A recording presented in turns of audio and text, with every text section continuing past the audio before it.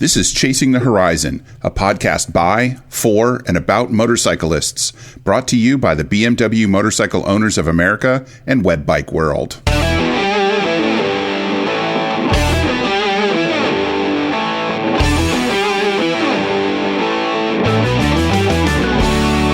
Welcome to episode 135. I'm your host, Wes Fleming, and my guest this time is Mark Barnes to chat about prepping for a long trip.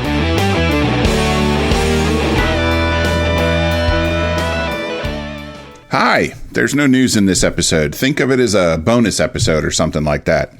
Anyway, a few weeks ago, ahead of the MOA's annual rally, I had the following discussion with Mark Barnes about a bunch of different topics surrounding preparing for a long motorcycle trip. Mark lives well east of the Mississippi River, and the rally was 1,000 miles away from him, and he hadn't ridden that far in one stretch for a really long time. He wanted to chat about it. We did so in the context of his podcast, which is called The Ride Inside. In that podcast, Mark gets into a lot of the psychological aspects of riding. I call it the mental, emotional, and social aspects of motorcycling. And he also takes questions from listeners. So you should feel free to send us a question about the psychological aspects of riding. It's the same email address that we use for this show, podcast@bmwmoa.org. Now, sometimes I help him with that segment. Other times he's on his own. And I guess you could say I'm replaying our discussion here simply because Chasing the Horizon has far more listeners than The Ride Inside. And I want to thank you for that and also encourage you to keep telling your friends and other riders about Chasing the Horizon.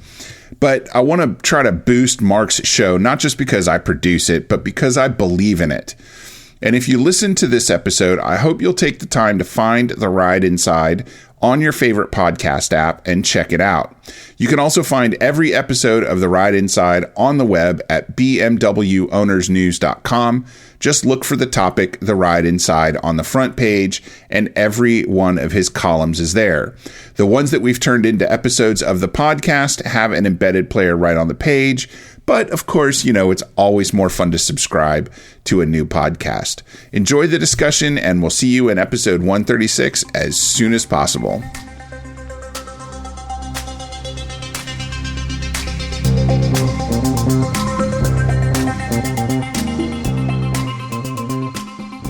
I'm Mark Barnes, and today I will be chatting with Wes Fleming, who you no doubt know from the other two podcasts put out by the MOA. Wes is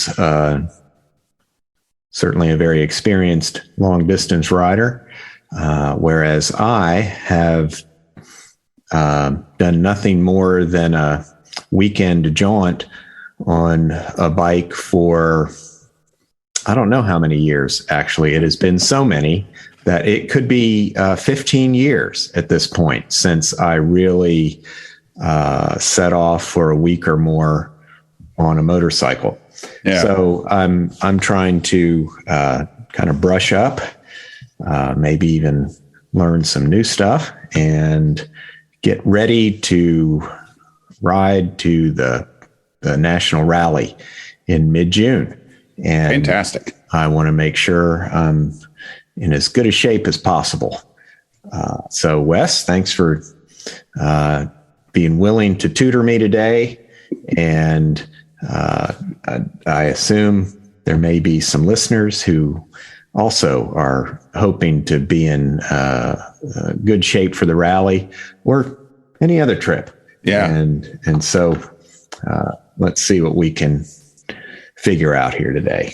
Well, I'm looking forward to contributing because I have this adage that's one of my favorites, and I probably mutilate it anytime I try to repeat it.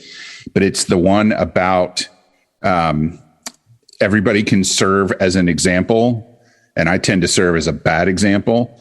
So usually my best tips for anything come because I've made some kind of grievous error, and I've had to learn a hard lesson somewhere. And I always enjoy passing the results of those mistakes on to other people in the hopes that they will be able to avoid making the same mistakes I've made. Excellent. Well, I certainly hope to learn from your mistakes. I have been uncannily fortunate on the long trips that I have taken, in that I have encountered no significant difficulties.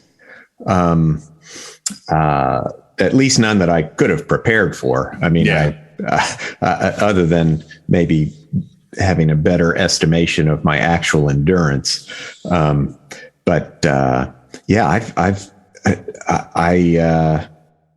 in some ways really wish I had a store of bad experiences to fall back on where I figured things out. But instead, I am virginal in this regard. Well, the when it comes to things like that, things that can happen that will disrupt or even interrupt your trip, it's really only a couple of different things, maybe two or three really important things. Your bike fails, your body fails, or you run out of money. Right. So running out of money is a very real possibility if you're not very good at budgeting or planning. So you just have to really pay attention. And, they say, plan your ride and ride your plan. Same thing goes with budget. Budget yourself and then do your best to stick to it and have a cushion, if you possibly can. As far as your bike failing goes, what can you do if you're out in the middle of nowhere and you hit a giant rock or a pothole or a petrified log or an owl skeleton and your wheel is bent or broken? You can't, there's nothing you can do. You need another wheel. You can't just patch the tire or, vice grip the bead back into shape. And then if your body fails, you're probably in the hospital, and hopefully you have a medical repatriation service to fall back on so that you're not, 1,800 miles away from your friends and family that can take care of you when you need to go home from the hospital. Yeah. Yeah. Well, where should we begin? Well, let's see. You said the last trip you took that was more than a weekend was probably at least 15 years ago. Yeah. So tell me what you remember about that trip in kind of a not necessarily a negative light, but what do you remember wishing you had done differently on that trip? Well, I'm sorry for people who have read about this in columns I've written, because I do make some regular mention of this, because it was one of the most extraordinary experiences I've ever had on two wheels. But I ended up riding through Hurricane Opal on the Blue Ridge Parkway.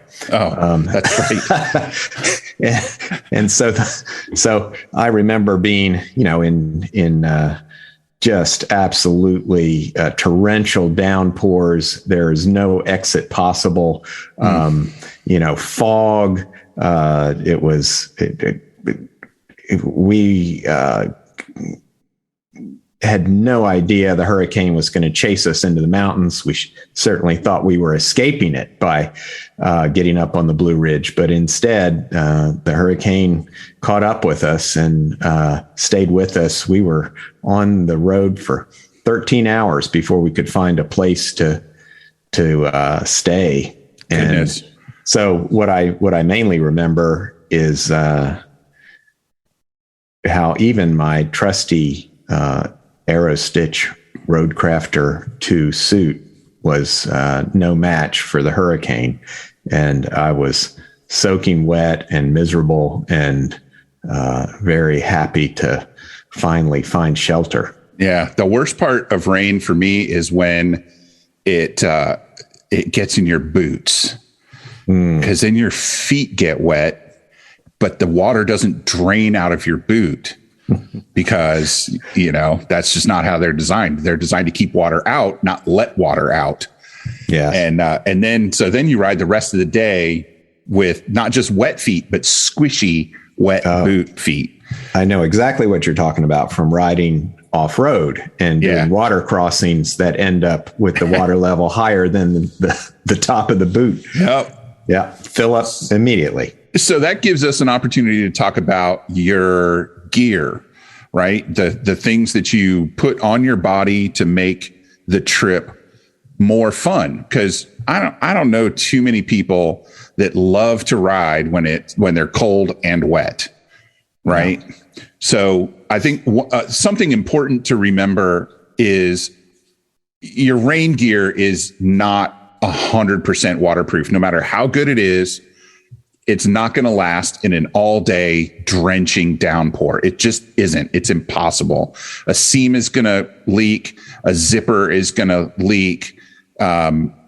Something is going to happen, and water is going to get inside, and you are going to get wet. So from my perspective, the best time to start thinking about what you're going to do when it rains is, you put a weather app on your phone and check the weather every day, or even every meal stop. You want to know what it's doing now, what it's going to do for the next couple hours, and maybe what it'll do tomorrow. And of course, those are predictions. You don't know for sure. But then my practice has been, and I started doing this because I had a similar situation.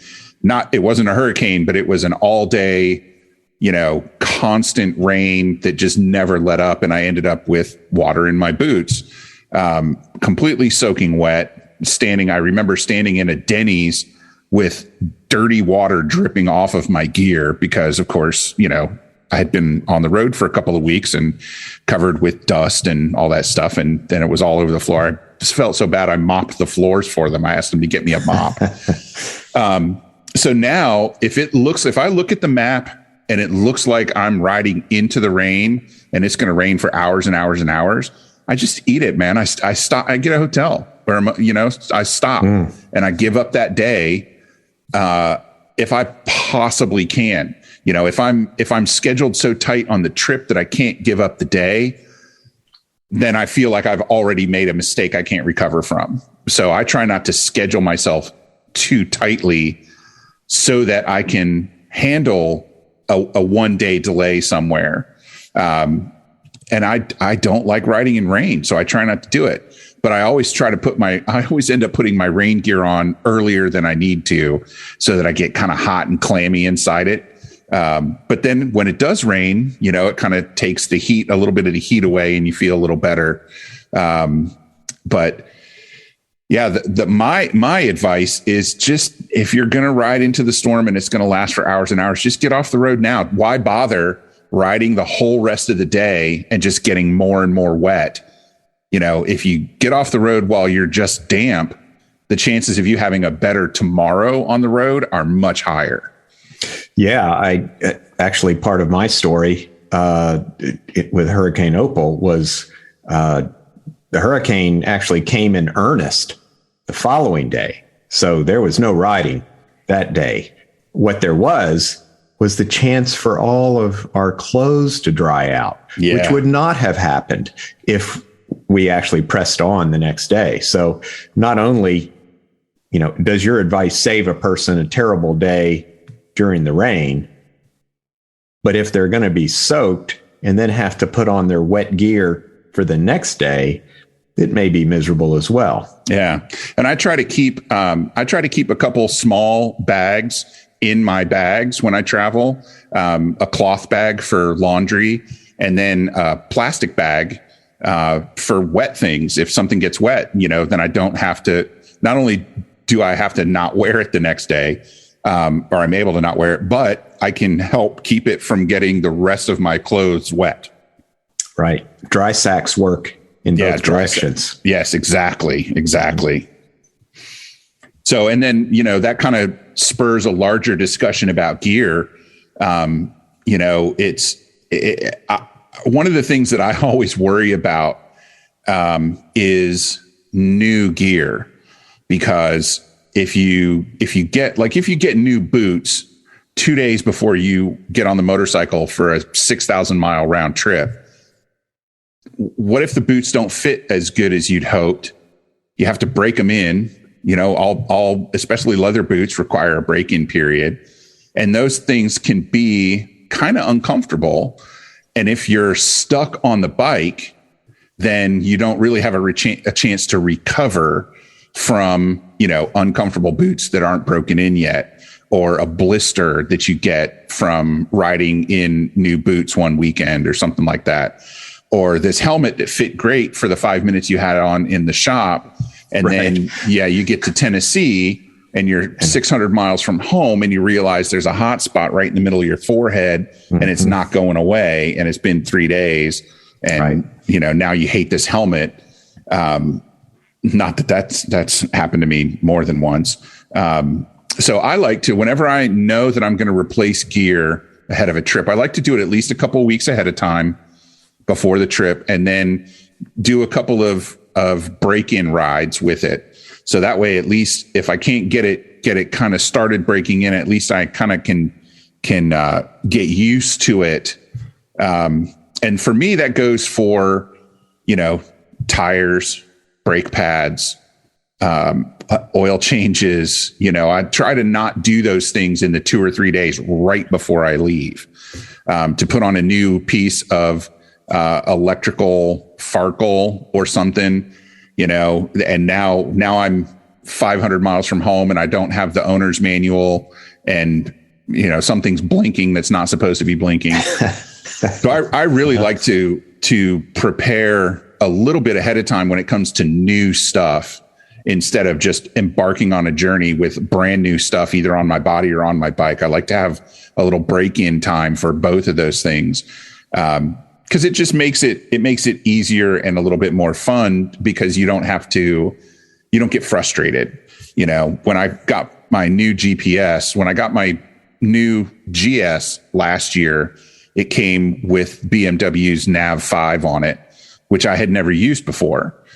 And luckily I'm familiar with the Garmin interface, so it wasn't completely foreign, but I found it confusing at times because it wasn't laid out the way that my old GPS was, and it's integrated into the bike. So every now and then I would hit a button and the dash on it would change, and then I didn't have the information that I was hoping for.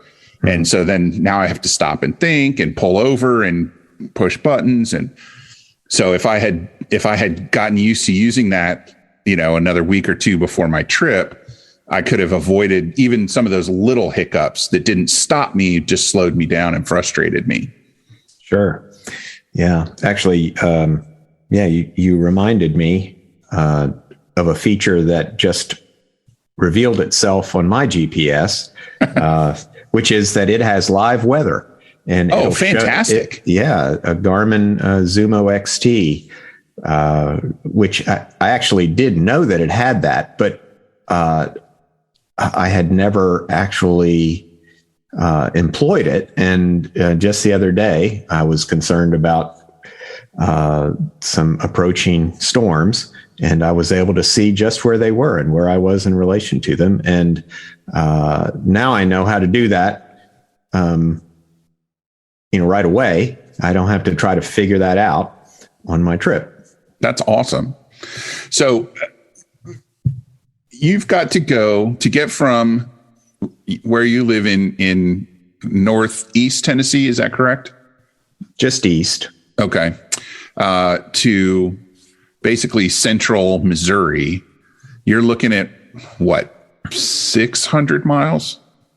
I don't have the mileage off the top of my head. I know it's 9.25 hours wheels turning, according to Google. Okay. That sounds like about 600 miles to me. I guess. I don't know. It's not a particularly great route, as Google has mapped it out for me. At least, the most direct route is really I-40. Well, almost. I mean, it's pretty much just due west through flat countryside on relatively straight roads. So I am very much looking forward to the rally.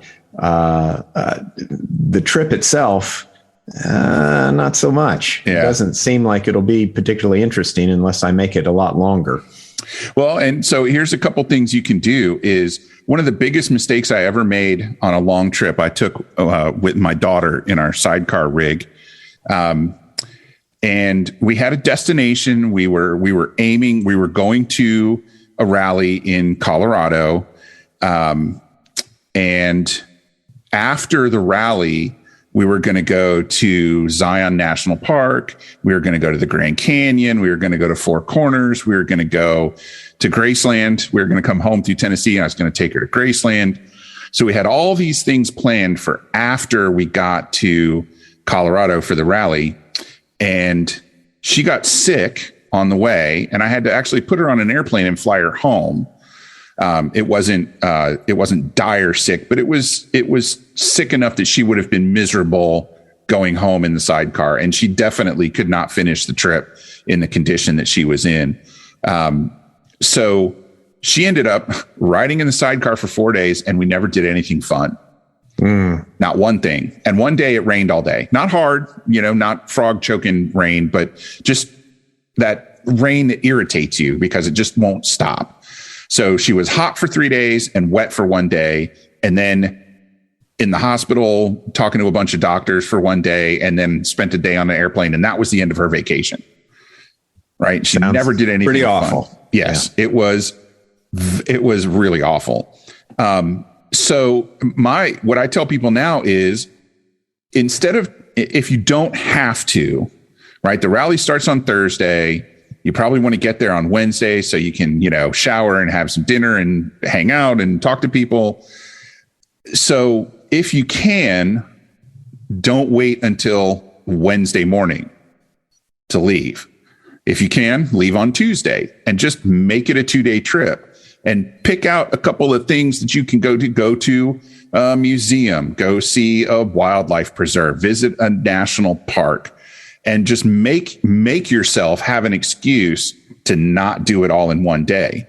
Because then if your trip goes south, you did something fun. You have a memory that isn't your bike breaking down on the side of the road, or you threw in on a pickup basketball game and broke your ankle.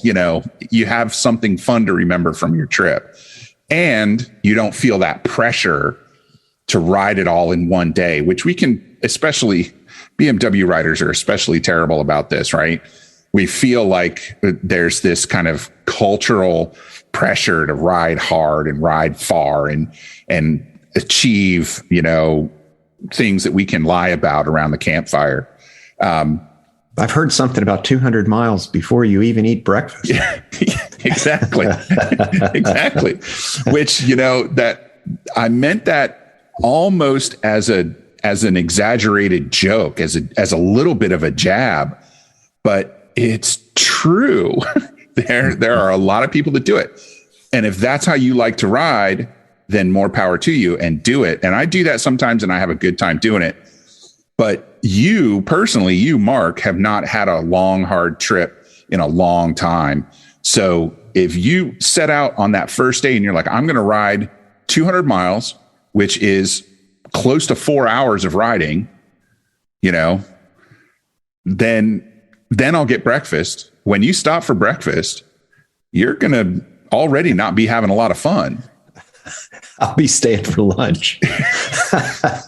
Exactly. So, one of the biggest tips I can give people is put in some soft days where you don't have to go, 500 plus miles, where you can go do something fun and, or even just relax. A lot of us, since the pandemic, are now very used to working from home. So we've got those patterns. So, if you can talk your boss into it, give yourself an extra day saying, I'll work half days. And then you can, I like to ride first and then do other stuff. Cause I found a long time ago, if you do your other stuff first and then ride, the chances that you're sleeping on a picnic table at a gas station go up because all the motels will be full. Whereas if you get up at 6 o'clock in the morning and you're on the road from 7, you ride till lunchtime, get lunch, get a motel, and work the rest of the day into the early evening, then you're already set when all the family trucksters are trying to find some place to stay. Right. You're set. So there's a lot of ways to give yourself an excuse not to do 8 or 9 or 1,000 mile, 8 or 900 or 1,000 mile days if you don't want to. Right. So even from close enough, like you are, You could do it in one day, but do you have to? No, and I won't.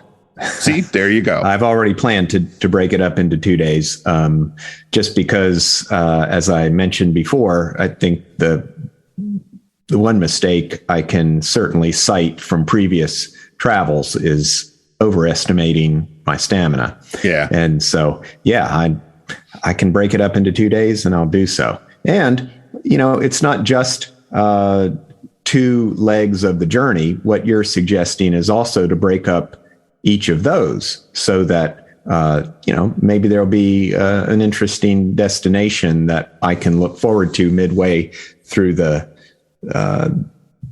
trip to Springfield, so that I'm not just droning, the whole way, kind of unhappy about how unexciting the ride is. Yeah. Yeah. And if you already know you're going to do it in 2 days, then that's a really good excuse to not take the interstate. Yeah. Because you could pound it out, but almost everywhere there are U.S. highways that parallel the interstate highways that go through small towns. One of the things that I remember from riding all the way across Tennessee, from the Virginia border to Arkansas, that's on the other side of Tennessee, right? Arkansas? Yeah. Okay, good. Is, we a couple of places we hopped on I-40 to get around the cities, just to get around or through the cities quickly. But I remember going through, especially in eastern Tennessee, where it's still kind of hilly, just all these small towns. And I remember very clearly there were churches everywhere. There were so many churches, and they all had a sign out front. And, some of them are just talking with services or a Bible verse or something like that. But some of them put a little message on. And me and my buddy that I was riding with, when we had our gas stops and our meal stops, we would talk about those signs that we saw that struck us. And it was just interesting to me to see all the different,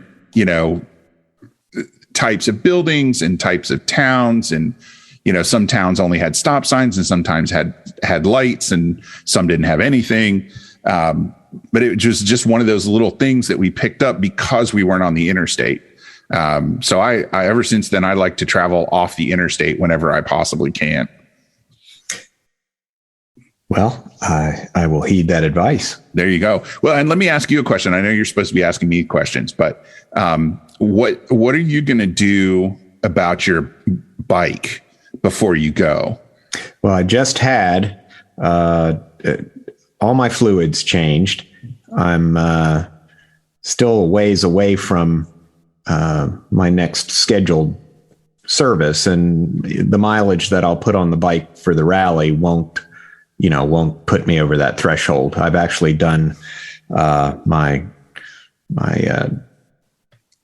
crankcase oil and filter and rear, the gearbox oil, and my brake fluid change ahead of schedule, to make sure that that's all in good shape. I've got new rubber, relatively new rubber on both ends. Certainly new enough to get you to Missouri impact. Yeah.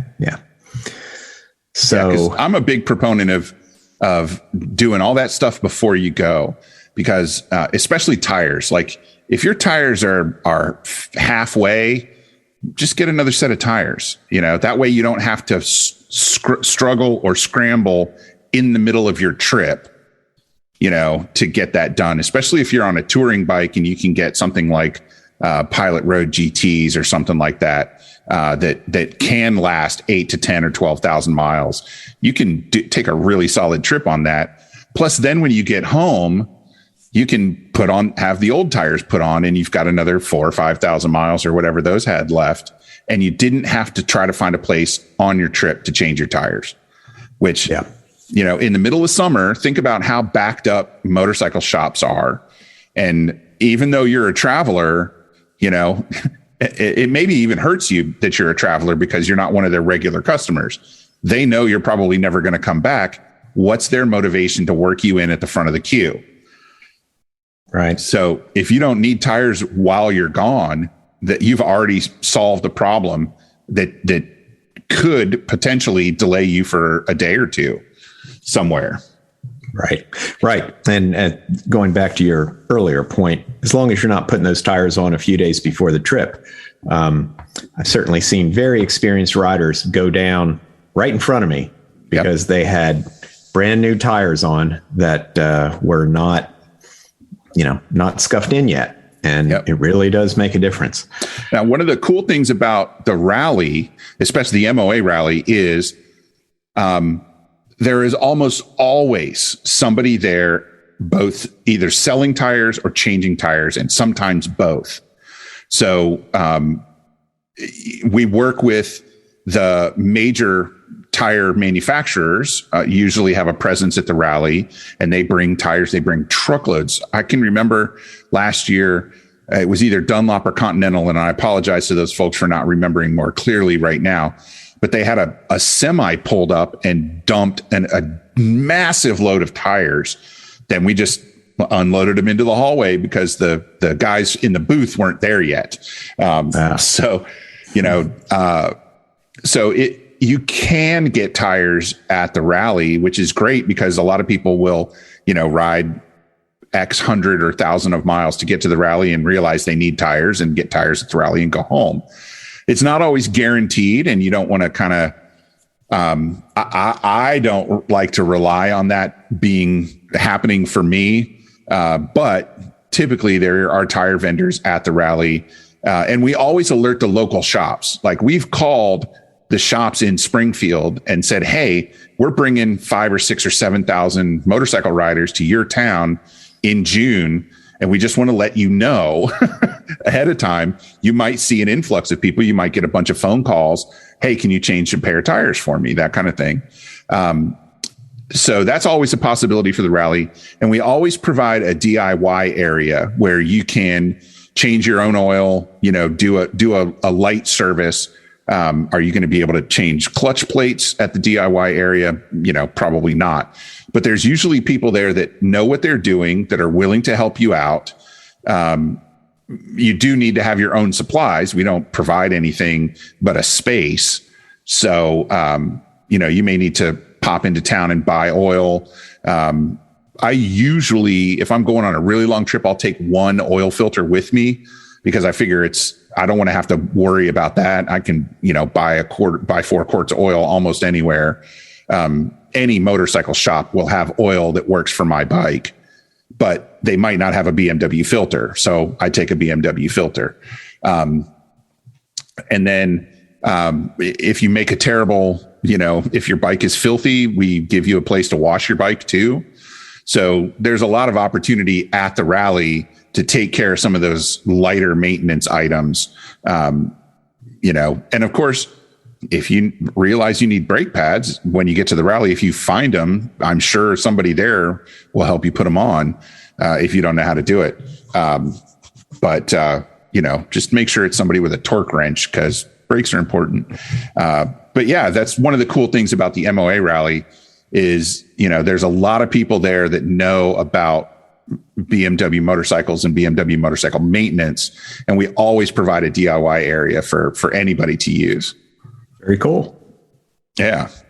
And I usually go by and see what they're doing just because, cool. Plus, it's a good way to see a bunch of different bikes all in one place.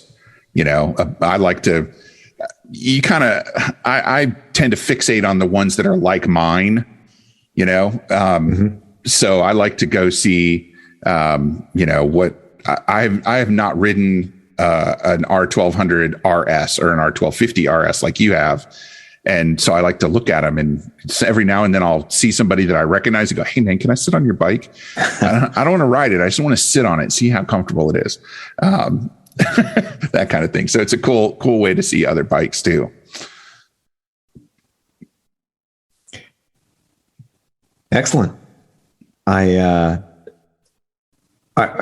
there any other kinds of like service vendors at rallies?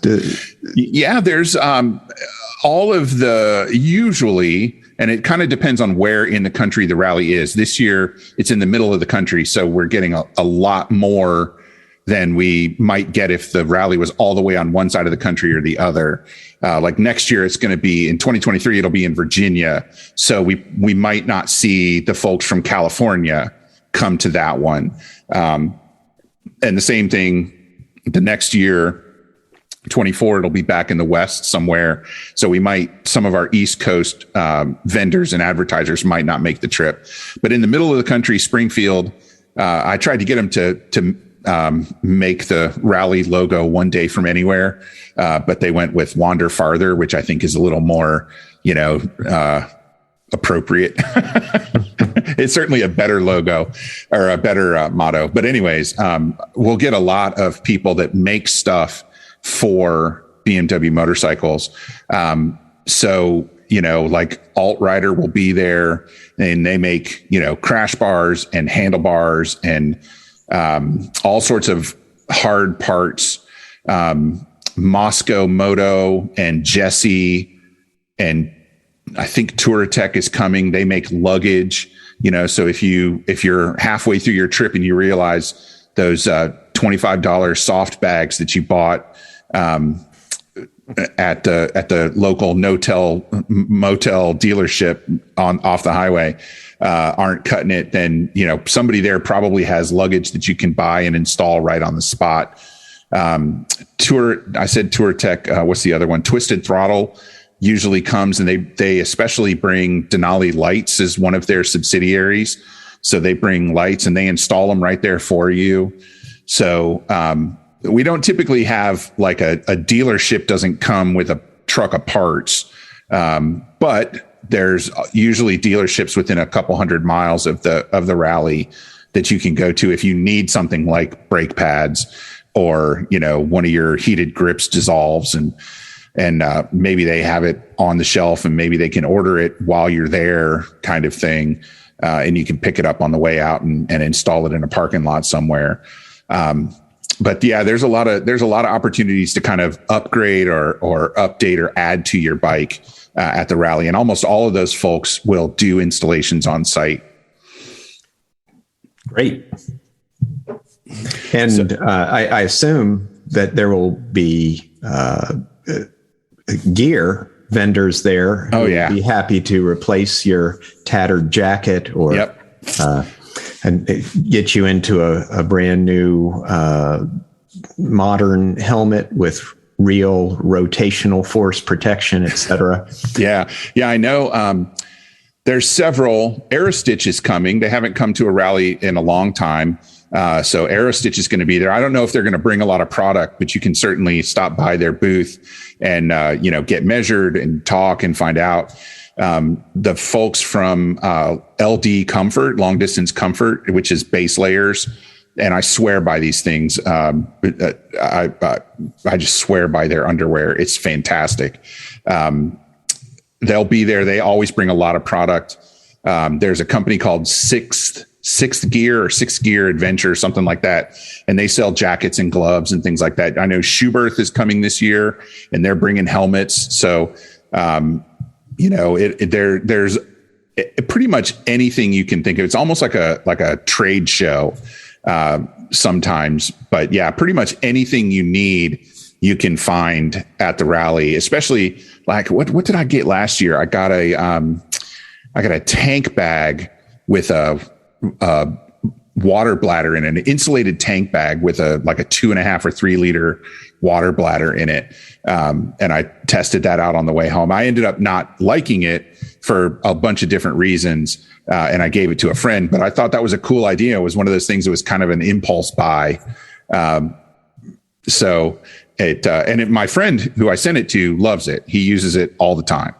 So it worked out well for him, even though it didn't work out well for me. But, there's just tons and tons of places of people that come. And then, one of the things that happens kind of aside from that is there's all sorts of seminars that you can go to. If you're interested in traveling somewhere in the world, somebody's doing a seminar on their trip that they had there, or their tour company that runs trips there. There's tech seminars. There's, BMW sends brand ambassadors to talk about their product lines. And BMW, makes a bunch of different gear and stuff like that, not just motorcycles. And there's just pretty much any topic you can think of, somebody's doing a seminar on it. Even you and I are both doing seminars. Right. Yeah. So they'll take us, man. They'll take just about anybody. And that's always been my favorite part of the rally. After getting to see all the people and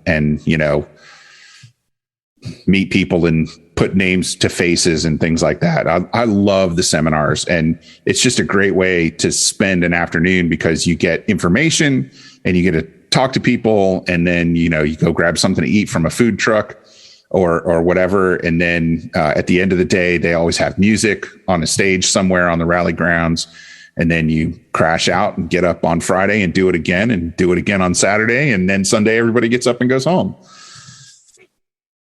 Well, I am looking forward to it. It'll be my first national, and I'm excited. Yeah. So when you get there and you show up and you go to the registration tent, they'll give you a button that says number 1, and then that just makes you our special guest for the weekend with your number 1 button. I think they give you like a couple of free beer tokens too. So there's some perks to it, but we're always excited when people are there for the first time, and people come back, when it's maybe not every single year, although there is that crew. A lot of people don't have, 5 or 6 days on either side to travel all the way across the country. And they'll just come for, it's the rallies that are 1 day away or 2 days away that they go to, which is, that's why we rotate them around the country so that everybody can come sooner or later. Well, getting back to me being able to make it all the way to the rally, when we were talking about rain gear, actually, I have always used riding gear that had, waterproof membrane built in, because whenever I would go on a long trip, I would do it in the spring or fall when I knew it wasn't going to be guaranteed to rain.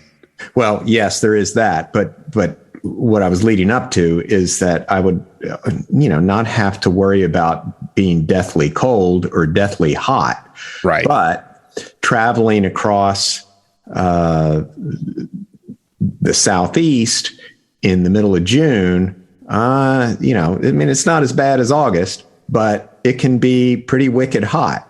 Yeah. And so this time I've decided I'm going full mesh, and I actually just bought an actual rain suit for the first time. And, I do not expect it to protect me against a hurricane, but that's how I'm planning to roll this time. Yeah. And I do the same thing. I use mesh gear, and I find that the liners that they sell you with a mesh jacket are typically windproof, but they're not terribly waterproof. So I, like you, will use an additional rain layer. And if it looks like it's going to rain hard, I'll put it on over. If it's not particularly going to rain terribly hard and I just don't feel like getting wet myself, because what happens when your clothes get wet, and this is actually a great tip for riding in really hot weather. I know what you're going to say. Yeah. When you stop and, for gas or food or whatever, wet down your t-shirt and then get back on your bike. And if you're wearing mesh gear or vented gear, I forget, evaporative cooling is what it's called. The wind comes through and it takes the water out of your clothing, which then takes the heat away from your body. Yeah. So it helps you stay cool. Well, the same thing happens when you get wet from rain, but then it's cooler. So it's not as pleasant a sensation.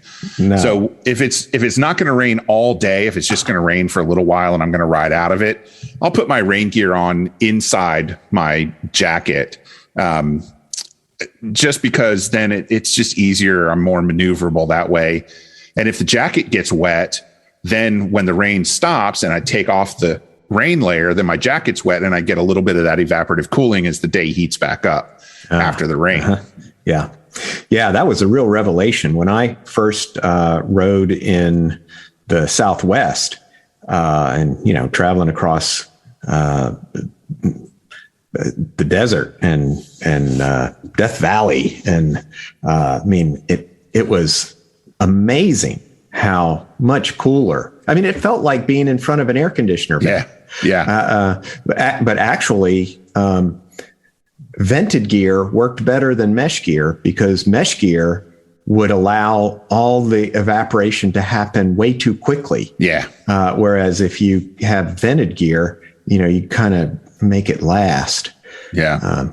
Well, and something that I learned, and I wish I could credit the person who taught me this, but they showed me that when it's really, really hot, when it's over about 100 degrees, when it's above your body temperature, vented gear is better than mesh gear, because if the air next to your body is body temperature, think about that. If it's 90 degrees outside and your skin is 98, you're going to feel hot inside.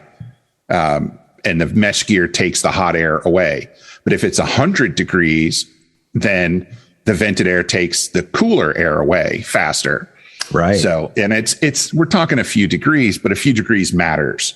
And that's a really good place to remind people to drink a lot of water, especially if you're traveling in hot areas, because dehydration, heat exhaustion, heat stroke will sneak up on you so quickly. And it's really hard, especially if you're riding alone, to realize and recognize the symptoms of dehydration and heat exhaustion, because it's kind of like when you get drunk, the first thing that goes is your judgment, right? So as you get dehydrated, the first thing that you won't notice is that you're getting dehydrated. Right. Yeah. When the organ that's doing the observing is also the organ being observed, it's not going to give you an accurate read. Yeah. And I mean, you probably know more than I do, but your brain is like, a huge amount of just liquid. It's not solid like bones. Bones, need hydration. But when you start getting dehydrated, you kind of lose the ability to make good decisions. Absolutely. Yeah. You'd be shocked to find out that your brain, people see a picture of the brain and it looks kind of like cauliflower. And so they think, well, it probably has the consistency of cauliflower. Yeah. But it has the consistency of like tapioca pudding. I mean, it is really a mushy, wet thing. Have you seen an actual brain? I have. Yeah. Okay. Yeah. So, that's one of the great ways to take care of yourself is, if you have a top case or a tank bag, if your saddlebags aren't fully crammed in, let's talk about that for a second in a minute. I try to carry 2 bottles of water, 2 20-ounce bottles of water with me. And I drink one of them every time I stop for gas or food. When I'm traveling, especially at midday, when it's the hottest outside, it's tempting to get a Coke or something, a glass of iced tea. But I make myself drink water.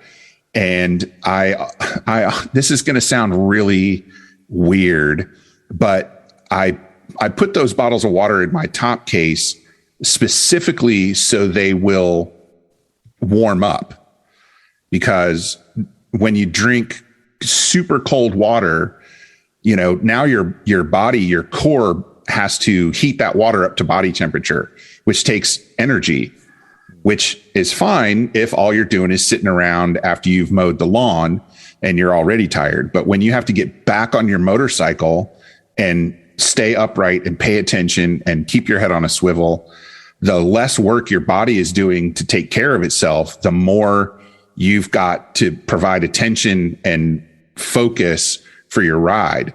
So I actually drink warmish water, because it also goes down a little easier because it's not freezing cold and your throat doesn't close up and all that. But it's a sensation that not everybody likes, and it takes some getting used to, but it's a lot more efficient when you're, trying to stay hydrated. Yeah. Well, there's another reason to not drink, Cokes and tea. And that is because caffeine is a diuretic. And so it makes you pee. Yeah.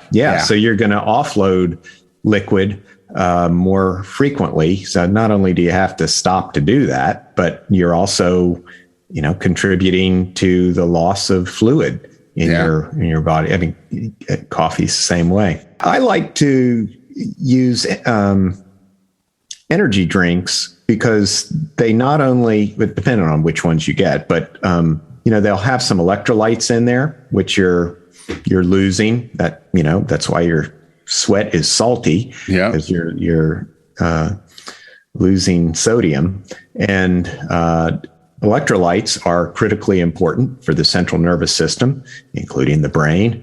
So I like to refresh my supply of those, and sometimes having a little bit of glucose in the mix is welcome as well. Yeah, so that I quick energy. Have some more energy without the caffeine. Yeah. Last summer when I rode to Montana and back, and I forget the brand now, or I would say it, but I got these packets of electrolyte powder, and you dump them into a bottle of water and, shake them up. And then it's like your own personal energy drink. Mm-hmm. And that's because I'm trying to, monitor my sugar intake. I'm kind of constantly in a battle to lose weight. So I try to eliminate as much sugar as I possibly can. So that particular electrolyte powder worked out very well for me. It wasn't the best tasting stuff because there was no sugar in it.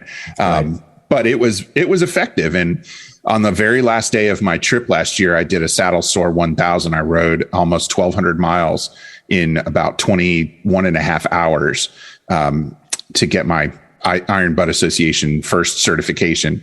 I've done rides like that before, but I never did the paperwork and the documentation to get the certification. And I did exactly that. I stayed away from soda. I don't drink coffee, so that's easy for me. I usually get my caffeine from sodas and tea. And I use those every other time I drank water, I used one of those electrolyte packets just to make sure that I was staying hydrated, because I didn't want to get 100 miles from home and be exhausted and have to quit. Right. Well, another thing about heat exhaustion, not only does it impair you in the moment, but your next day is probably going to be pretty poor too. Yeah. And so even if you're able to make it all the way in to the rally, you may not have much fun the first day you're there while your body's recovering. Yeah. Yeah. And I didn't used to know what heat exhaustion was. I'd heard the term, but it didn't really make sense. It was super abstract. And I went to the rally in Bloomsburg, Pennsylvania, which if you talk to anybody who's been in the MOA for a while and has gone to a number of rallies, they remember Bloomsburg because it was just murderously hot. This is back when we had the rallies in the middle of July, and it was a particularly brutal summer on the East Coast. And it was just unbelievably hot.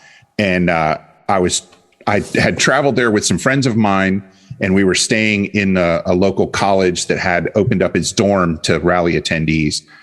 And I had exact directions. I had my GPS, and I led us on a tour of downtown Bloomsburg because I couldn't figure out where to turn. I couldn't make the turn. Wow. And when we finally got there, my friends were like, listen, you need to sit down and drink some water and cool off and relax. And one of them had a thermometer, one of those push it into your head for thermometers. And, my temperature was over 100 degrees, but I knew I didn't have a fever. I wasn't sick. I was on the verge of heat exhaustion, and that's and so now I know to pay attention to it, because it's one of those mistakes that I made by not staying hydrated, by not paying attention. I didn't have a vented jacket. the vented or mesh I was wearing. I had a waxed cotton jacket. It was super inappropriate for the weather, but it was all I had at the time. But I didn't even unzip it, until it was already too late. Or unclip the sleeves so air can go up the sleeves or anything like that. So I might be a little more sensitive to that than other people because it's happened to me. So I mentioned saddlebags. So I want to give you some tips on that because I am a notorious overpacker. When I have gone on tour before, oh my God, I if you saw pictures, I mean, it looks like in the cartoons where the hillbillies have strapped all their furniture and giant sacks of things to the beat up jalopy. I mean, that's what I have looked like in the past. I'm determined not to do that this time. Yeah. Well, helpfully, the saddlebags on your R1250 RS are not massive. So you almost can't. You can overpack your bike, but you might not be able to overpack for the trip. Are you going to throw a duff? Do you have a top case on that? You have a top case on that, right? Yeah, it's not the BMW luggage. It's a shad top case. And then I also have a tank bag that I'll be using. All right, cool. So, I ride a GS and very kind of stereotypically I have aluminum panniers on it. So, they're big enough that they're easy to overpack. And what I've learned a couple of tricks over the years, which is, first and foremost, LD Comfort undershorts, because it's light compression and that really helps you ride comfortably. But at the end of the day, you turn them inside out, you wash them out in the sink, you throw them over the shower rail, and they, or roll them up in a towel a couple of times and squeeze out the excess water. And by morning, they're dry enough to put on. I actually have 2 pair that I travel with and I rotate them. So I use them one day and then I rinse it out.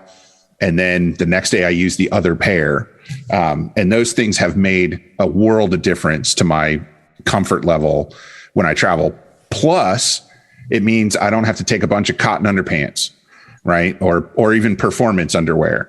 I can just take my LD Comfort stuff, and as long as I remember to be diligent and wash it out each day, it's got something in the material that helps it not antimicrobial. Yeah, antimicrobial stuff that helps it not smell. And for a trip, especially a trip of a week or a week and a half, that's really all I need. If I know I'm not going to be off the bike very long any days, then that's all I'll take. So that helps cut down on the amount of stuff already that I have to take. And then I try to remember that you can do laundry. There's nothing that says one of your half days that you're planning on not riding, you can't go into town and find a laundromat. I have yet to be to a rally town that didn't have a laundromat within a few miles of the rally site. And I've done laundry at almost every single rally that I've been to. And if you're staying in a hotel, if it's a large enough hotel, they probably have laundry facilities in the hotel that you're staying at. So it's easy to do laundry on the road. You have to make the time for it. And sometimes people don't want to make time, but you don't need to take a ton of t-shirts and underwear and socks and all that kind of stuff. You just need a few days worth because, you're riding, you're already going to stink a little bit. And as long as, you kind of keep up your personal hygiene, your clothes aren't going to be that gross, and then if they do get gross, you stop at a gas station and some old lady looks down her nose at you and wrinkles it up. Okay, now I know tomorrow I need to stop at a laundromat somewhere and do a load of laundry. So that helps you not just kind of manage your pack out, but one of the things that we tend to do is we fill the space. We fill the space we have, and that's just what we do. So what I try to do is I try to decide what I need to be in each saddlebag. And then I know how much space I've got to fill. So I know, for instance, I have to travel with a camera and a laptop and some other electronics. So I put those in a backpack, and I put that backpack in one of my side cases. And along with that, I put my motorcycle cover. I got a little half cover that packs down really tight, and some warming layers. I usually bring a sweatshirt and a flannel shirt, so cool and cold. And then my rain gear and whatever liners for my mesh gear that I'm traveling with. And I'll cram those into a stuff sack and compress that down really tight. And that usually takes care of one saddlebag, but it's not full all the way to the top. And I bring a tool kit, a GS 911, a tire kit, a compact pump. Cause what I'm paranoid about is getting a flat tire in the middle of nowhere and no cell coverage, and I can't even limp my bike out of the desert. So I like to be able to patch a tire, plug a tire really, and then, get to the next town to assess the damage. And then I'll use a top case as well. And that's where I keep, sunscreen and a ball cap and, that kind of stuff. But one of the things I tell people is to get all of your stuff together before you have to go, the weekend before, a few days before, and practice load your bike. Pack all the stuff where you think you want it, and then see how full it is. And once you realize that you've already overpacked, take everything back off the bike, take half of it and put it back where it was in the drawers or in the closet, and then re-practice pack your bike. Just leave half of your stuff at home, because I think if you try to make the first cut while you're picking out your stuff to go on the trip, you're going to be unsuccessful. So just throw it all in and see what you can do. And then when you realize you've got too much stuff, take half of it out and put it back. But also, I think something that people don't think of while they're traveling is, so you're going to take 2 days to get to the rally. You're going to be at the rally Thursday, Friday, Saturday. You're going to head home on Sunday. You probably get back on Monday. So you're going to be gone Tuesday through Monday. That's almost a full week, right?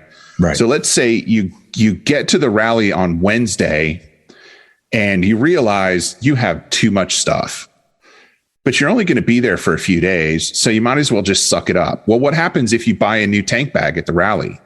Mm-hmm. Now you've got the tank bag on your bike and the tank bag you just bought. And sure, you could probably cram it into your side case, but then stop at a post office, put a bunch of stuff in a priority mailbox and mail it home. Mm-hmm. And I think just a lot of people, one of the things I always do when I'm done traveling, when I'm making the turn for home and I know I'm going to be home in 3 days or 4 days or whatever, I will mail all of my laundry home and just keep enough, a couple of pairs of socks, my LD Comfort, 2 t-shirts, and I just mail everything else home in a box marked "Do Not Open," so that my wife doesn't accidentally open it and think less of me as a result. I like to buy souvenirs. I buy t-shirts at national parks for my daughters. And I don't lug those things. Usually what I do is after I leave the national park, I stop in the first town I get to, go to the post office, and I mail that stuff to them immediately. I just so it never sits in my saddlebags for very long. And I like to have a little bit of extra space because you never know, maybe the motel you're staying at doesn't have anything near it, and you got to pick up dinner and, a couple of beers for the night. You want to have someplace to put that without having to repack your whole bike. So if your saddlebags are already stuffed, you got nowhere to put anything else. Right. Right. So I try to, and that's something I learned again through trial and error. it never occurred to me that I could do laundry on the road until I realized I had been gone for 3 weeks and everything I had was filthy. And at that point it was wet because one of my saddlebags had leaked. And now what am I going to do? And one of the people I was staying with, a friend of mine that lived in Wisconsin, was like, why don't you just do a load of laundry downstairs? And it had literally never occurred to me that I could do laundry away from home. And I was lucky there. I did laundry in his basement, but then that kind of triggered it. And every once a week or so, I stop into town. I go to the coin laundry, get $5 worth of change, buy some detergent, and do my laundry. It's also a good time. I don't just sit there and stare at the wall. That's a great time to, if you journal while you travel, that's a great time to journal. If you don't, that's a great time to catch up on your email. If you have access to Wi-Fi or something like that, there's a lot of stuff you can do while you're waiting for your laundry. And then, sometimes now I know I'm going to mail stuff home. So last year, I bought several things at the rally and I just mailed them home on my way out of town. And it made, not only did it lighten the load on my bike, it lightened the load on my mind, which I think a lot of people discount how much mental energy you expend on a lengthy trip, because you're not just riding from place to place. You're also living your life. You've still got the same stressors that you had at home, only you're not there to deal with them. So sometimes that can weigh even more heavily on you. So if you're worried about what's in your saddlebags, that chips away at your attention. That chips away at the amount of mental presence that you have to pay attention to riding and being safe and getting home alive. So if you're stressed that your saddlebags are stuffed full, mail some of your stuff home. Just offload it, because it doesn't just offload your bike. It offloads your mind, man. Yeah. Well, actually, those are the same things in this regard, that a lighter bike is easier on your brain while you're trying to ride as well. Yeah. So the heavier and more out of kilter your bike's, center of gravity and all of that is, the more challenging and demanding it's going to be every minute you're on it. Yeah.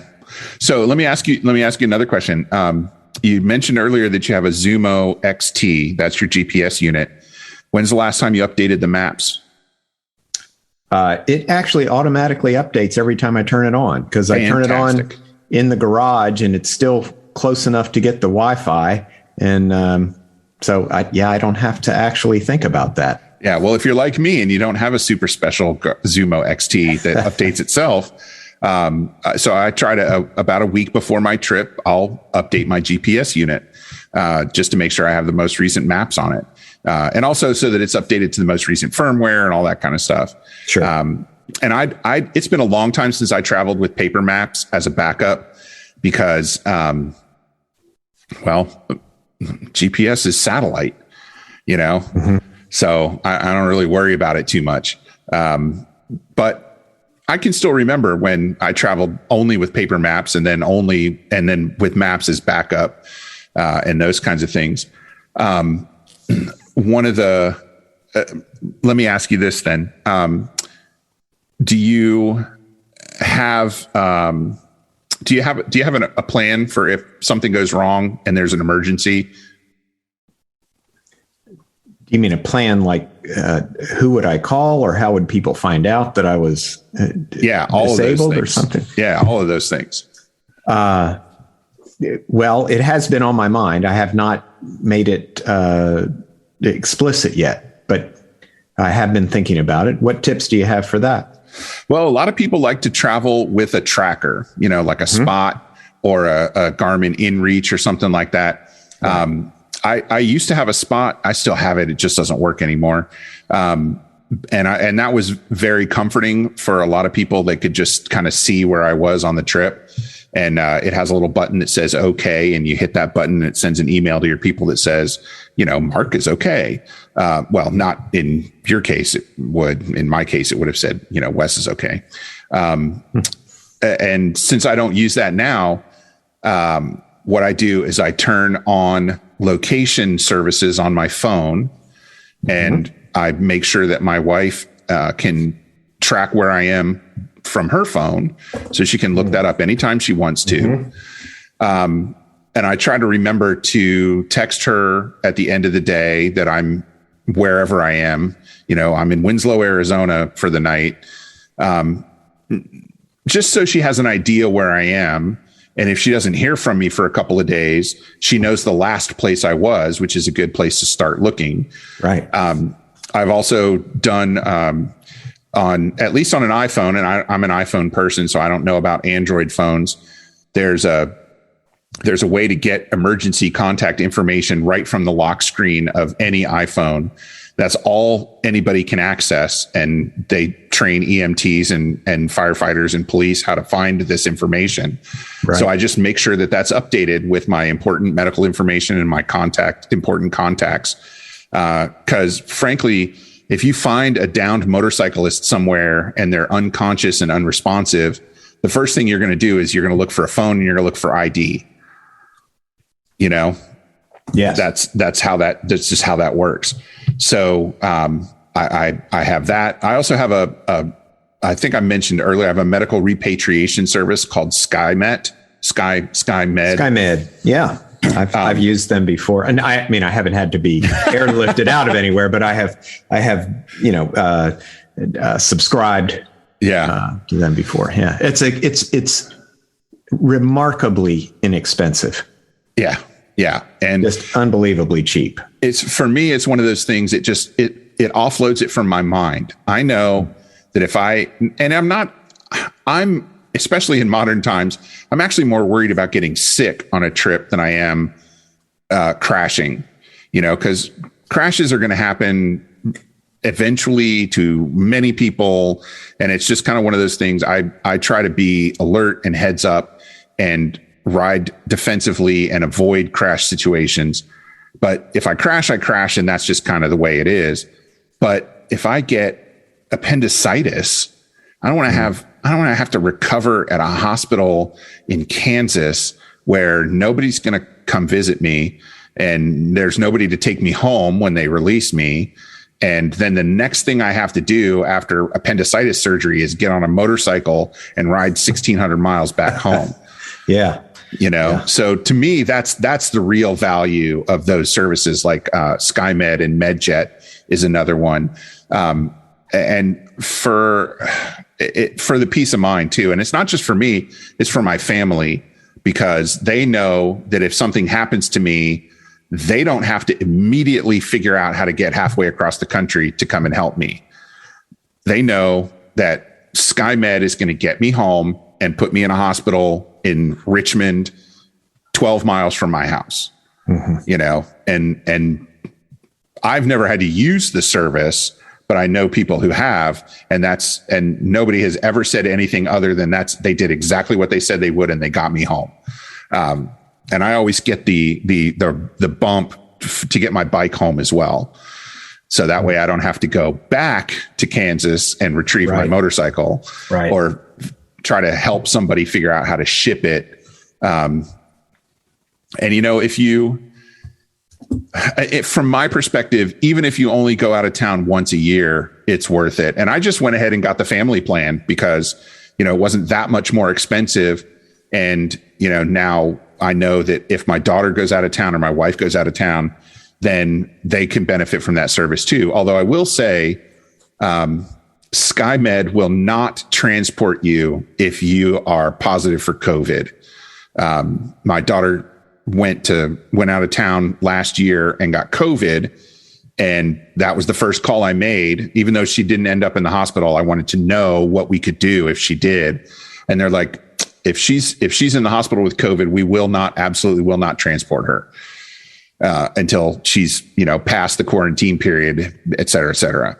Right. So, that's just the thing to know. And it seems reasonable to me. You don't want to put somebody with COVID on an airplane, because then you spread it to everybody else. But, other than that, they take care of you. And, if I was to travel internationally, which I don't do, I would call them and say, how do I get international coverage? And I would pay for that too. Because it's another one of those things, you just offload it from your mind. And, that's also a good time to, make sure you have a health insurance card for your health insurance, information. It's always a good idea to take pictures of documents like that with your cell phone, your vaccination card, your health insurance card, kind of even your driver's license. Right. You can always delete them and, even reformat your phone if you're really paranoid when you're done with your trip. But it's good to have those things in a second location. It used to be, I used to travel with a photocopy of my driver's license and a photocopy of my registration and all that kind of stuff. And now I just, I take a picture of it. And I did about 4 years ago, I was on a trip 5 years ago and I lost my wallet. But I had pictures of my driver's license, my credit card, both sides of my credit card. So I had the number, because when you lose your credit card, how do you call your credit card company? Right. So, but I had a picture of the front and back of my credit card. I called the number and told them what was going on. But after I lost my wallet, I got pulled over. And of course, the first thing that the police officer says is license and registration. I said, well, I got a funny story for you. I lost my wallet. I think I left it at a gas station 2 days ago, but I have a photo of my license and my registration and my insurance card on my phone. And he was like, oh, okay. Well, I said, can I text them to you? And that's exactly what I did. I texted my cards to the cop and he gave me my ticket and we both got on down the road, and of course he did remind me that I needed to replace the hard copy of my license. And I was like, yeah, I'm not coming back to Pennsylvania. It was the Bloomsburg rally. That's what it was. That was a fateful trip. Yeah, that was interesting. So that worked out really well. And now I do that on pretty much all my trips. Right before I go, I take a picture of my documents. And then when I get back, I delete them because I don't need to leave them on there permanently. Plus, if they're a year or 2 years old, you have to scroll for 25 minutes to find them. And that's not easy. And another thing you can do, especially as an MOA member, is put the anonymous app on your phone. I got it. Good. And so going along with that is keeping your anonymous information updated in the system. So you log into bmwmoa.org and you log into your profile and you just keep your information updated. And, it's one of those things that we hope you don't ever have to use it, but it's nice to know that you can if you're in a bind somewhere and, you've broken down or your bike is got a flat or, I honestly like to call people and just say, hey, listen, I'm in this town. You're near here. Is there any place that's good to eat? I'm feeling Italian tonight. What's the best Italian restaurant in the town? And a lot of times they'll go, oh, well, if you can wait for an hour, I'll meet you there. Mm-hmm. And then I get to talk to somebody else that's in the MOA and we get to have dinner and, hang out and I get to meet somebody new and, and eat at a decent place. Cause it's always kind of a crapshoot when you roll into town. It's hard to tell the good Mexican place from the crappy one just by looking at the outside. And that if you're not into smartphone and apps and all that stuff, you can get a hard copy. We do it on an opt-in basis now where you have to actually ask for the hard copy. But the app is super easy to use. And I'm not just saying that because I helped develop it. We tested it with people who aren't particularly tech savvy and got the sign off from them on its operation. So it works out pretty well.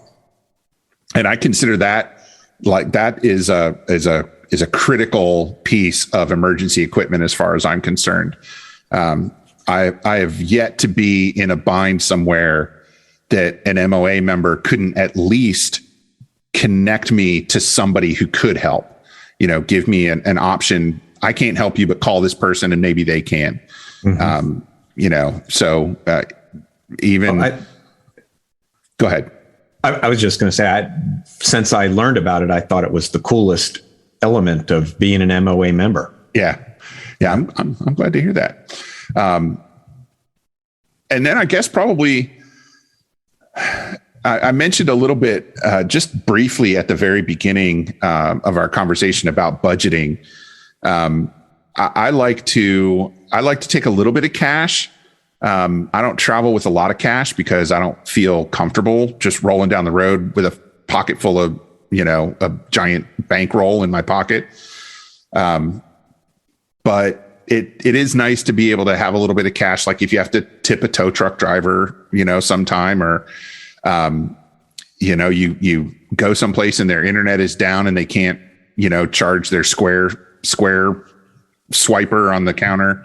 Right. You can just pay cash and get out the door. That kind of thing. And, I'll tell you when we're offline. I'm not going to tell everybody where I hide my cash. But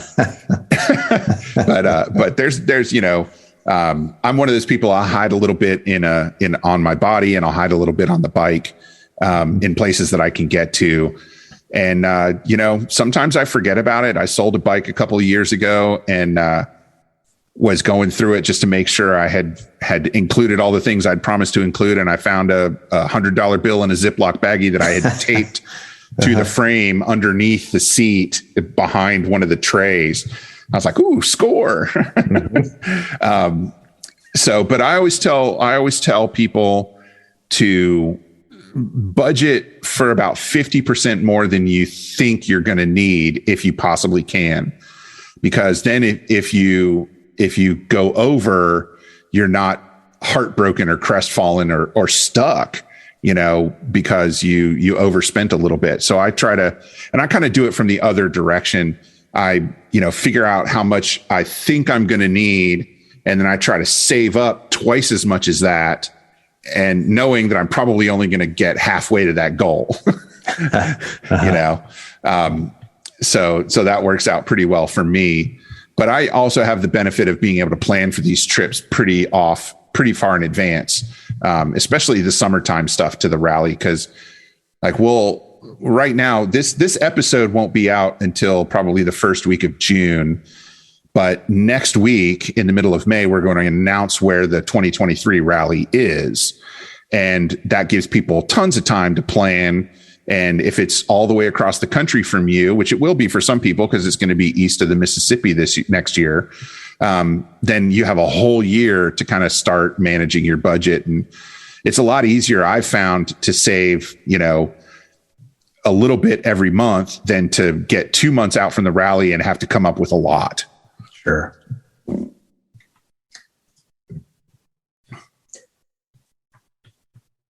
Well, I've been looking over my notes as we've been talking to see, make sure we covered all the bases that I had in mind.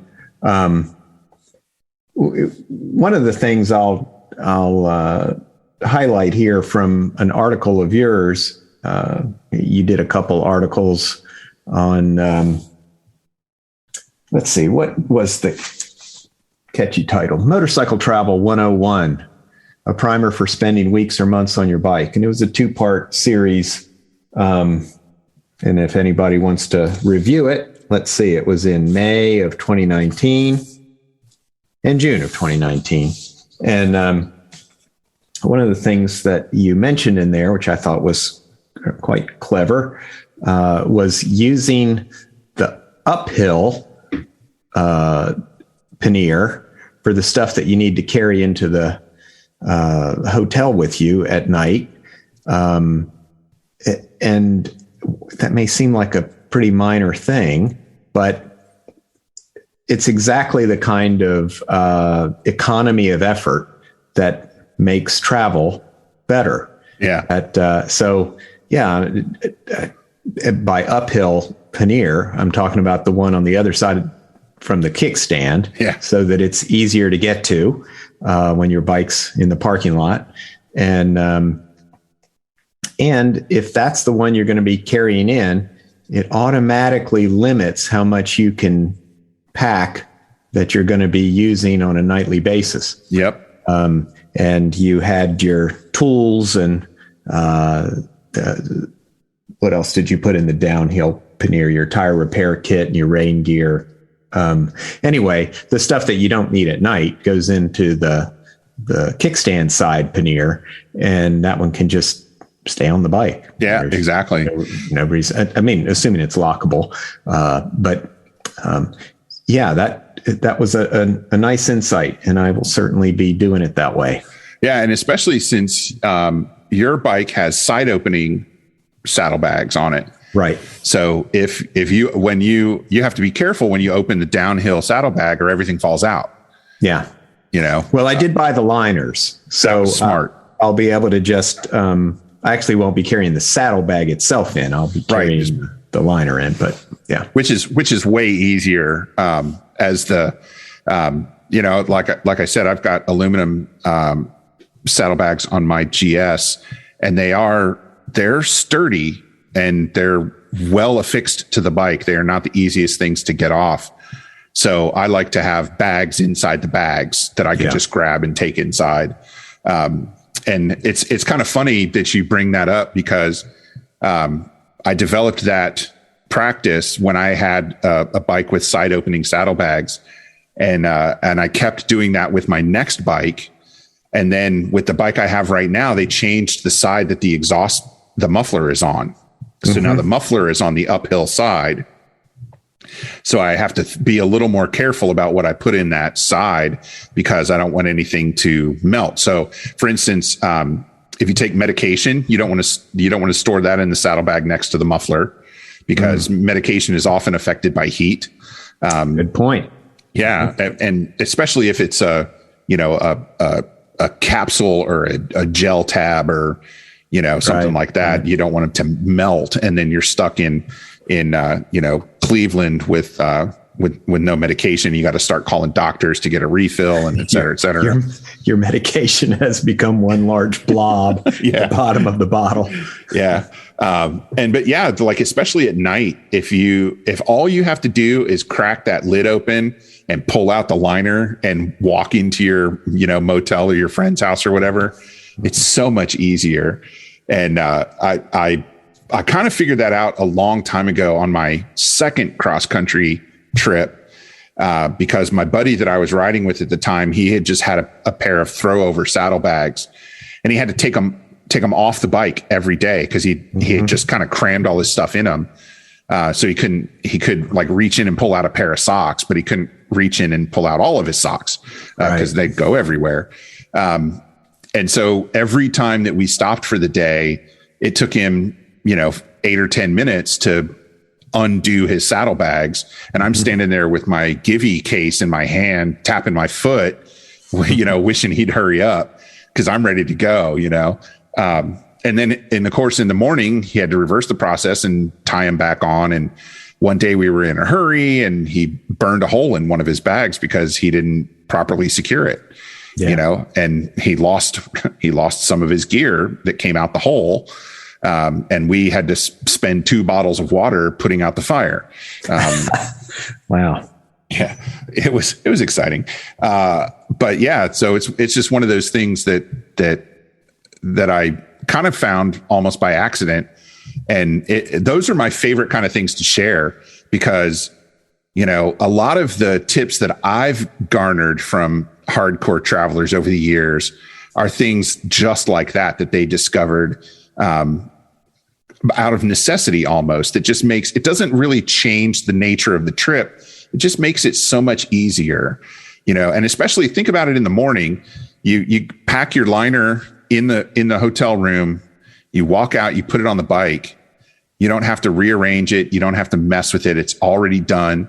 If it's raining, you don't have to do it in the rain. If it's blazing hot at the end of the day, you don't have to fart around with a bunch of stuff in your saddlebag. You just grab the bike, grab the bag, and go in where the air conditioning is already on.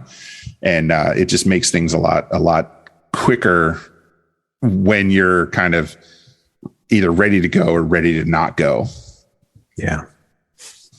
I'm glad you picked up on that. Well, is there anything else that you had hoped to cover? Well, let's see. I think, if I was gonna wrap up, I would actually like to wrap up by asking you a question. Okay. Because one of the things that I know I've had difficulty dealing with is one of the mental aspects of going on a trip, which is, the first time I went cross country, I went to Alaska because I had always wanted to ride to Alaska, and I thought that would be a cool thing to do.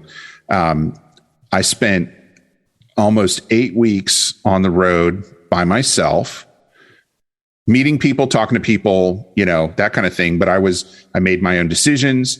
I didn't have to think about anybody else. I didn't have a spouse or a family. I sent my mother some postcards occasionally, just letting her know I was alive. This is before cell phones. I solved my own problems. I dealt with everything myself.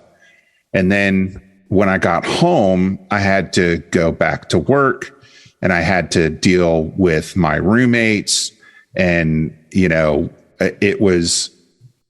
I almost resented the end of the trip because I felt like I lost that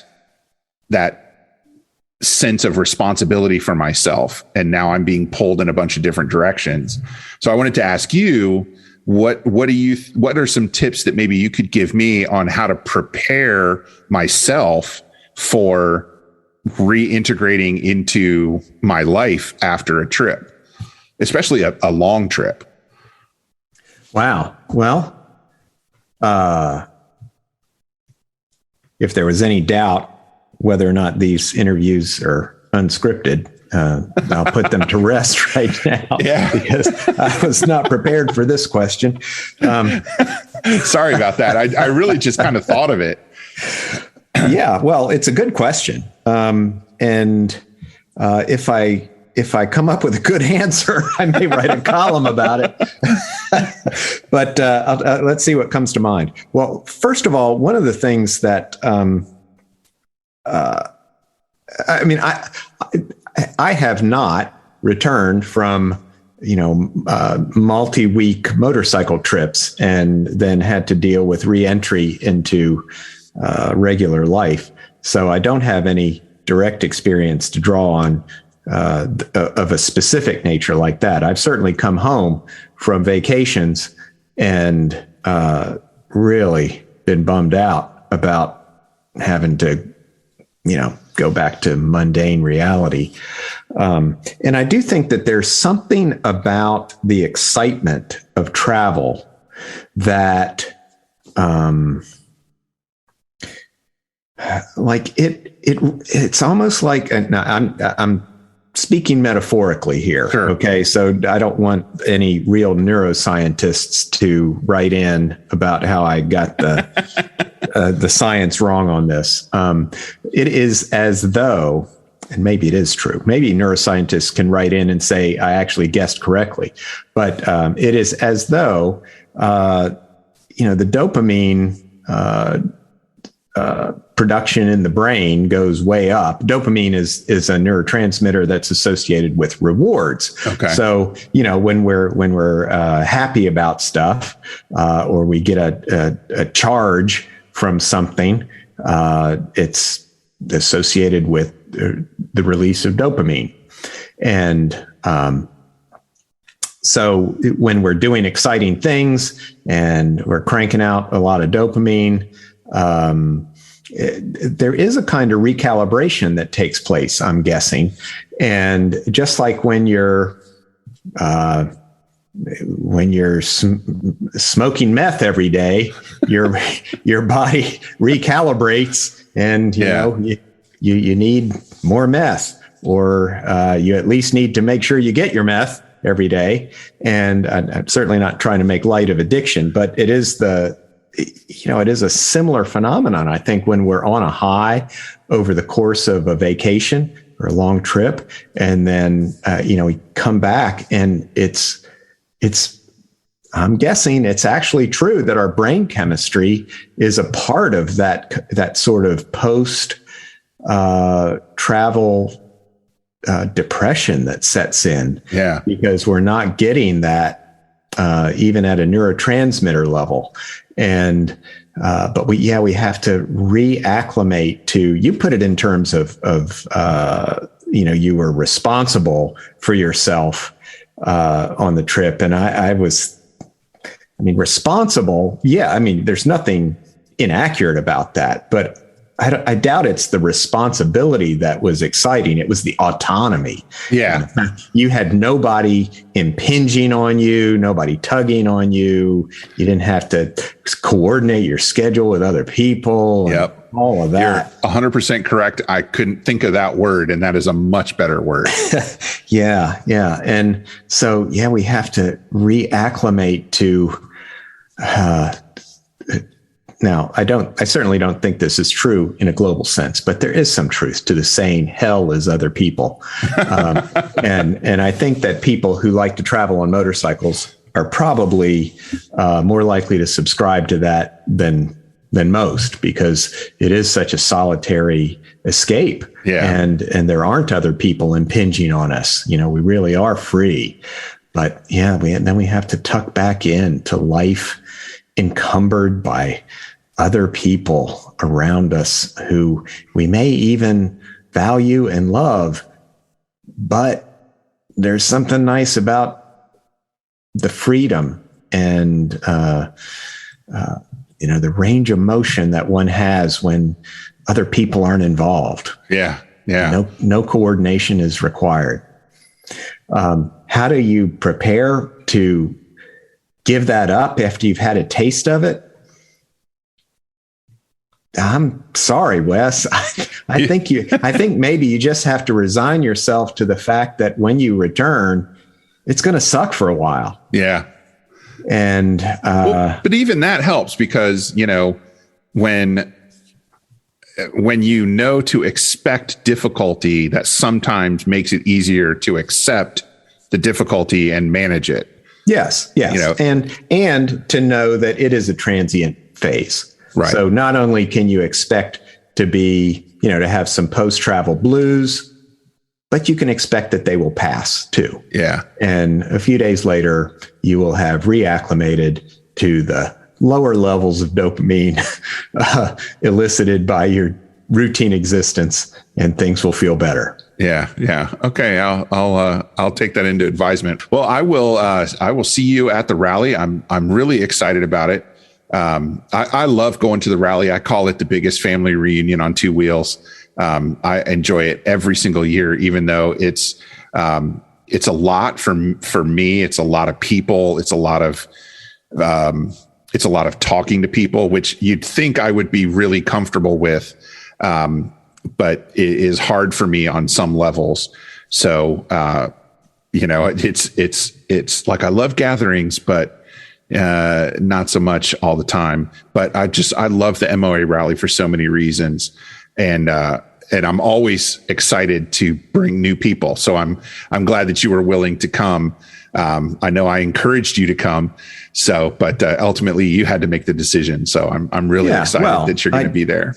Yeah, I appreciated your encouragement, but yes, I certainly wanted to sample it for myself anyway. Well, cool. I will talk to you again soon, and we'll get some more episodes out over the summer. And hopefully we can start getting some folks to write in with some more questions. Maybe this will spur some folks to ask some questions. And I look forward to seeing you soon. Sounds great. Thanks for being willing to share your knowledge with me and with the rest of our listeners. Oh, yeah, anytime.